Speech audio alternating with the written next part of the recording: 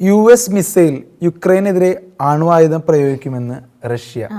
US ഒരു missile നമ്മുടെ യുക്രൈന് സംഭാവന ചെയ്തിരുന്നു എന്ന് വേണമെങ്കിൽ പറയാം, അല്ലെങ്കിൽ നൽകിയിരുന്നു. സഹായിക്കുമെന്ന് പറഞ്ഞിട്ടുണ്ടായിരുന്നു. അപ്പൊ അതിന്റെ ഒരു ഇതിലാണ് ഇപ്പം അവര് ഈ ഒരു ബഹുദൂര മിസൈലാണ് കൊടുത്തിരിക്കുന്നത്. പക്ഷെ ആലോചിച്ച് നോക്കണം, റഷ്യയെ തകർക്കാനല്ലേ അവർക്കത് ഉപയോഗിക്കാൻ പറ്റുള്ളൂ. ഇനി പ്രതിരോധമായിട്ടാണെന്ന് തന്നെ വിചാരിക്കുക. ആർക്കെതിരെയാ? റഷ്യക്കെതിരെ. ഇത്തരത്തിലാണ് നീക്കമെങ്കിൽ ആറ്റം ബോംബ് ഇടുമെന്നാണ് പുടിൻ പറഞ്ഞത്. ആണവായുധം പ്രയോഗിക്കും.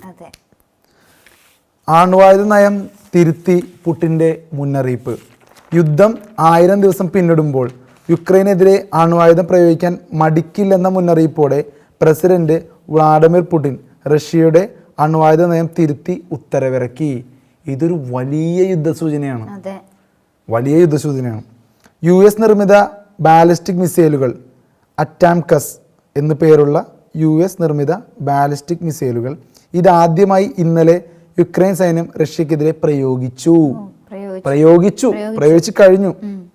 ബ്രാൻസ്ക് പ്രവിശ്യയിലെ സൈനിക കേന്ദ്രത്തിന് നേരെയായിരുന്നു ആക്രമണം. 6 മിസൈലിൽ 5 എണ്ണവും വെടിവെച്ചിട്ടതായി റഷ്യ അറിയിച്ചു. നിസ്സാരക്കാരല്ല, 6 എണ്ണത്തിൽ 5 എണ്ണം വെടിവെച്ചിട്ടു. ഒരു മിസൈൽ സൈനിക കേന്ദ്രത്തിൽ പതിച്ചെങ്കിലും നാശമില്ല. ഇല്ല. റഷ്യക്കെതിരെ അമേരിക്കൻ മിസൈലുകൾ പ്രയോഗിക്കാൻ കഴിഞ്ഞ ആഴ്ചയാണ് US പ്രസിഡന്റ് ജോ ബൈഡൻ യുക്രൈന് അനുമതി നൽകിയത്. ജോ ബൈഡൻ അപ്പോ സ്ഥാനത്ത് നിന്ന് ഇറങ്ങുന്നതിന് മുമ്പ് ചെയ്തു വെച്ചൊരു പണി കണ്ടോ? കാരണം ട്രംപ് നേരത്തെ പറഞ്ഞായിരുന്നല്ലോ, ഞാൻ വരുമ്പോ യുദ്ധം ഞാൻ നിർത്തലാക്കുമെന്ന് പറഞ്ഞില്ലേ, അധികാരത്തിൽ ഞാൻ ഭയങ്കര ജോ ബൈഡൻ കൊള്ളാലോ, പരിപാടി കൊള്ളാലോ. ട്രംപ് ജൂനിയർ അടക്കം ഇലോൺ മസ്ക് അടക്കം പലരും ജോ ബൈഡന്റെ നീക്കത്തെ കുറ്റപ്പെടുത്തിയിരുന്നു. കാരണം അദ്ദേഹം പദവിയിൽ ഇരിക്കുന്ന സമയത്ത് അദ്ദേഹം കൊടുത്ത അനുമതിയാണ് ഈ ഒരു നീക്കത്തിന് കാരണം. യുക്രൈന്റെ യുദ്ധം, റഷ്യയുമായിട്ടുള്ള യുദ്ധമൊക്കെ പരിഹരിക്കാൻ വേണ്ടി ട്രംപ് ഇറങ്ങുമെന്ന് പ്രസ്താവിച്ച ആ പ്രസ്താവനയ്ക്ക് എതിരെയുള്ള ഒരു കഴുകൻ നീക്കമായി പോയത് അല്ലേ? കാരണം ഇത് ഭയങ്കരമായ യുദ്ധമല്ലേ ഉണ്ടാക്കുക. കാരണം ഇത്രയും നാളും ഇങ്ങനെ ഒരു കാര്യം അദ്ദേഹം പറഞ്ഞിട്ടില്ല. പക്ഷെ ട്രംപ് ഞാൻ ഉണ്ടായിരുന്നെങ്കിൽ യുദ്ധം ഉണ്ടാകില്ലെന്നും പറഞ്ഞു.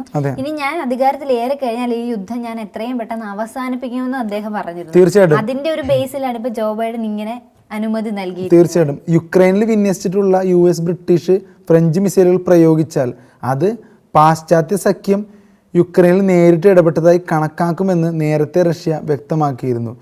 പരമാധികാരത്തിനോ അഖണ്ഡതയ്ക്കോ ഭീഷണി ഉയർന്നാൽ ആണവശക്തി ഇല്ലാത്ത രാജ്യത്തിനെതിരെ ആണവായുധം പ്രയോഗിക്കുന്നത് പരിഗണിക്കുമെന്നാണ് പുതിയ നയം. ആണവ ആക്രമണം ഉണ്ടായാൽ തിരിച്ചടിക്കാൻ മാത്രമേ ആണവായുധം പ്രയോഗിക്കൂ എന്ന 2020 നയമാണ് തിരുത്തിയത്. അതായത് ആണവായുധ ആക്രമണം ഇങ്ങോട്ടുണ്ടായാൽ മാത്രമേ അങ്ങോട്ട് കൊടുക്കുള്ളൂ എന്നുള്ളൊരു നയമായിരുന്നു ഇതിനു മുമ്പ്. പക്ഷെ ആ നയമാണ് തിരുത്തിയിരിക്കുന്നത്. ഇനി ഞങ്ങൾക്കെതിരെ ആക്രമണം വന്നില്ലെങ്കിൽ കൂടി തിരിച്ചടിക്കും എന്നുള്ള രീതിയിലാണ്. എന്തായാലും ബൈഡൻ ചെയ്തത് വല്ലാത്തൊരു ചതിയായി പോയി. എന്തായാലും G20 ഉച്ചകോടി അങ്ങനെയുള്ള കാര്യങ്ങളിലൊക്കെ ട്രംപ് വരുന്നുണ്ട്, പുടിൻ വരുന്നുണ്ട്, മോദി വരുന്നുണ്ട്, മോദിജി പോകുന്നുണ്ട്. മോദിജി അല്ലെ, ഇത് BJP ആണെന്നൊരു സംശയമുണ്ട്. അല്ല, മോദിജി പോകുന്നുണ്ട്. തീർച്ചയായിട്ടും. അല്ല, ട്രംപിനും പുടിനും ആ റെസ്പെക്ട് കണ്ടില്ല. നമ്മുടെ ഇന്ത്യക്കാരനല്ലേ. ഓക്കെ. അപ്പോൾ എന്തായാലും മോദിജി, ട്രംപ്, പുടിനൊക്കെ ഒരുമിച്ച് കൂടുന്നുണ്ട്. ആ സമയത്ത് അവർ ഈ ബൈഡനെതിരെയുള്ള കാര്യങ്ങളൊക്കെ സംസാരിക്കട്ടെ.